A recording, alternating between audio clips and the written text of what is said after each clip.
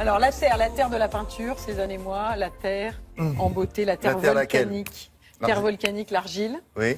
Moi, ça sera du côté de Puy-en-Velay que je vais vous amener avec l'expérience, il y a bien longtemps quand même, j'ai une quarantaine d'années, mais d'un Pierre Cattier qui décide d'utiliser cette argile. Comment ça s'appelle Pierre Cattier, c'est son nom. Il est. Je crois que c'est un métier. Moi aussi, je croyais que c'était un lieu dit. Voilà, Pierre Cattier, c'est un gars qui est... Non, oui, c'est pas le nom du monsieur qui extrait l'argile. Non, on est dans des carrières et on tire de cette terre ces filons de terre volcanique qui ont différentes couleurs. L'argile, ça fait bien longtemps qu'on l'exploite, depuis Hippocrate, les Égyptiens. Des cataplasmes avant tout avec l'argile verte ou l'argile bleue. Parce que l'argile, elle a 3 facultés extraordinaires. Si je vous dis AB, un mot qui commence par AB, absorber. Elle peut absorber le sébum, le gras, etc. AD, plus compliqué comme mot, adsorption. C'est sa faculté d'attirer. AB, absorption, il y a AB et AD, adsorption, c'est de tirer les impuretés. Et puis il y a AJ, c'est d'ajouter. Comme l'argile est composée de sels minéraux, d'oligo-éléments, elle ajoute, elle peut larguer dans la peau des minéraux qui peuvent l'aider à se régénérer. C'est un produit qui, pendant longtemps, n'a été utilisé que pur. Et pourquoi on en parle maintenant? C'est qu'on est en train de comprendre comment l'argile fonctionne, peu ou prou, et on l'utilise en mélange maintenant en ingrédients cosmétiques. Donc ne soyez plus étonnés maintenant, dans différentes marques, il y a la marque des laboratoires de cosmétiques naturels, des grands industriels, etc., de la retrouver comme ingrédient. On regarde.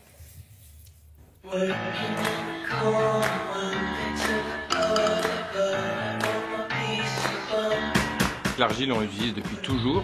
Dès la Grèce antique, en fait, Hippocrate, le père de la médecine, vantait les bienfaits de l'argile pour soigner un certain nombre de maladies, les douleurs articulaires, les rhumatismes, les brûlures, voire même les morsures de serpent.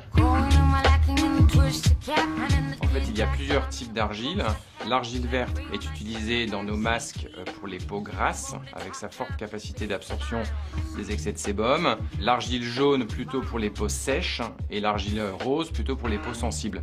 Quant au gommage où l'on utilise de l'argile blanche, c'est plutôt tout type de peau, puisque c'est une argile qui est assez douce et que tous les types de peau peuvent accepter sans problème. Il y a dans les argiles un certain nombre de sels minéraux et d'oligo-éléments qui, en fonction de la couleur d'argile, peuvent être différents. Dans certains, on va retrouver un peu plus d'oxyde de fer, dans d'autres, un peu plus de zinc, de potassium. Et en fonction des propriétés cosmétiques que l'on recherche, on utilisera telle ou telle argile dans notre formulation. L'argile que l'on utilise est 100% naturelle. Nous, notre argile est sourcée principalement en France, dans la région du Puy-en-Velay. Les extraits de la carrière puissent sécher. Il n'y a aucun traitement derrière, on l'utilise directement dans nos cosmétiques ou dans nos produits d'hygiène. Alors l'argile a 2 capacités, on va dire, un peu extraordinaires. Première capacité, c'est une capacité d'absorption.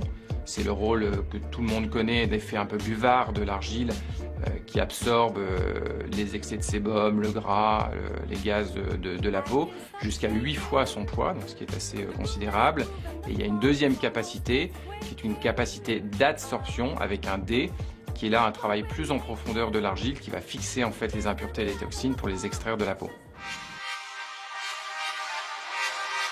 Au sein de notre laboratoire, on a maintenant une expertise de plus de 50 ans de travail de l'argile.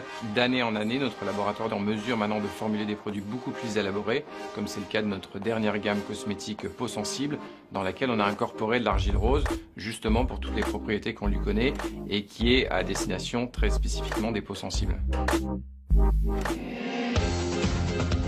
Alors c'est vrai que l'argile, on l'utilise depuis des années. Là, on pourrait se poser la question, est-ce que l'argile est un ingrédient d'avenir? Oui, très certainement. Avant, nous l'utilisions de manière assez empirique.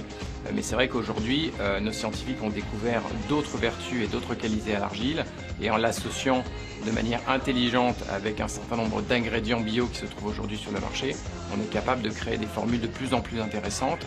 Et donc oui, l'avenir est très certainement un avenir qui sera composé d'argile, et donc c'est pas prêt de s'arrêter. Voilà. Merci beaucoup, Laurence. Madame, monsieur, on se retrouve tout à l'heure, juste après le journal et la météo. Bah oui, c'est l'heure.